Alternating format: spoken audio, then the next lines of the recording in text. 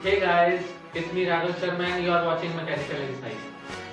क्या आपको पता है central pollution control board of India के हिसाब से इस टाइम इंडिया में 9 मिलियन प्लस कार्स ऐसी हैं जिनकी एज 15 ईयर से ज़्यादा हो गई है और आज की मॉडर्न कार्स के मुकाबले वो कार्स 10 टाइम्स ज़्यादा पॉल्यूशन क्रिएट कर रही हैं। इसके regarding ministry of road transport and highway पिछले 4 साल से व्हीकल स्क्रैपिंग पॉलिसी पे काम कर रहा है। तो बिना किसी ड्यू के जानते हैं कि उसके अंदर क्या है।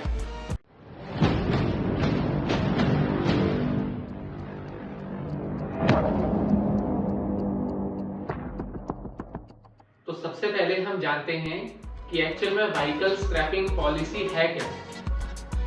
Ministry of road transport and highways vehicle scrapping policy पे जिस पे काम कर रही है उसका एक्चुअल मोटिव है कि 15 साल से पुरानी कार जो कि बहुत ज़्यादा पॉल्यूशन क्रिएट कर रही हैं उसको स्क्रैप करा जाए, उसके अगेंस्ट रिबेट्स दी जाएं ताकि लोग नई कार्स लेना प्रेफर करें, क्योंकि पिछले कुछ टाइम से न्यू कार्स का जो मार्केट है वो इंडिया में डाउन जा रहा है और इसमें अगर न्यू कार्स को वो प्रमोट करेंगे तो पॉल्यूशन कंट्रोल में भी हेल्प मिलेगी, इसीलिए ये पॉलिसी बनाई गई। तो अब हम बात कर लेते हैं व्हीकल स्क्रैपिंग पॉलिसी के बेनिफिट्स के बारे में। सबसे पहला बेनिफिट जो सबको मिलेगा वो है clean air to breathe. Obviously जब जो कार्स पॉल्यूशन ज्यादा करती हैं वो कम होंगी और जो पॉल्यूशन कम करती हैं वो ज्यादा होंगी, तो एट द एंड हमें थोड़ी सी क्लीन एयर मिलेगी ब्रीथ करने के लिए। सेकेंड बेनिफिट है एम्प्लॉयमेंट अपॉर्चुनिटी।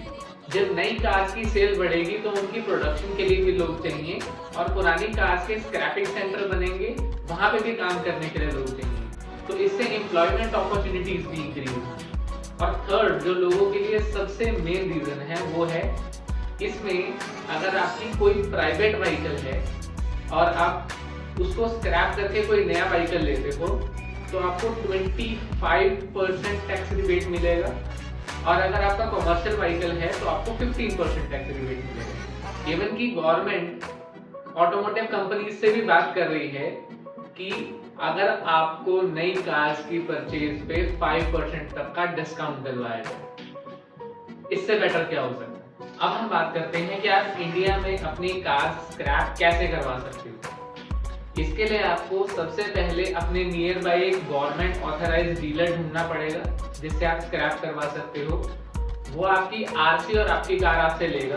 कार के अंदर से प्लास्टिक, मेटल, ग्लास, रबर और कई जो फंक्शनल पार्ट्स होते हैं उन सबको वो अलग करके उसके हिसाब से आपको एक बेस्ट पॉसिबल वैल्यू देगा आपकी कार की और साथ में एक स्क्रैप सर्टिफिकेट देगा जिसके अगेंस्ट आप नई कार लेते हुए टैक्स रिबेट क्लेम कर सकते हो। अब कई दिल्ली एनसीआर के लोग ये भी सोचेंगे कि क्या हम दिल्ली से बाहर जाके इस कार को अगले 5 साल के लिए री-रजिस्टर करा सकते हैं, या अगर 15 साल पूरे हो गए हैं तो 5 साल और एक्सटेंड करके री-रजिस्टर कर सकते हैं। हाँ बिल्कुल कर सकते हैं, पर गवर्नमेंट ने री-रजिस्ट्रेशन के प्राइसेस बढ़ा दिए हैं।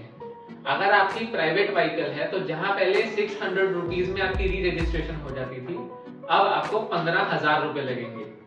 और अगर आपका कमर्शियल व्हीकल है तो जहां आपकी 1000 रुपए में री-रजिस्ट्रेशन हो जाती थी वहां पे आपको 20,000 तक देने पड़ेंगे।